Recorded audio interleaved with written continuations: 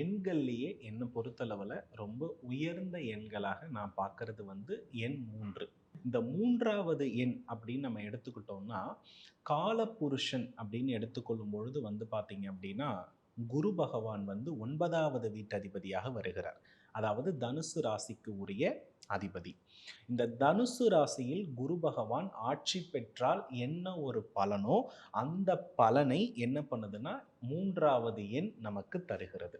ம். இது நான் எப்படி சொல்றேன்னா, ஆதிசங்கரர் இயற்றிய சௌந்தரிய லஹரி. லகரியினுடைய 3வது ஸ்லோகத்தினுடைய பொருளும், தனுசு ராசியில் மறைந்திருக்கக்கூடிய காரகத்துவத்தையும் ஒப்பிட்டு பார்க்கும் பொழுது அதே பலன்கள் நமக்கு கிடைக்கிறது. அப்போ இந்த 3ஆம் எண்ணினுடைய மிகப்பெரிய வலுவை நமக்கு கொடுக்கக்கூடியது தான் இந்த 369.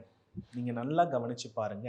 3வது வாய்ப்பாடையும் கவனிச்சாலும், இந்த 369 நீங்க கவனிச்சாலும், அது ரிப்பீட்டடா திரும்ப திரும்ப திரும்ப திரும்ப வருவத நாம பார்த்திருக்கிறோம்.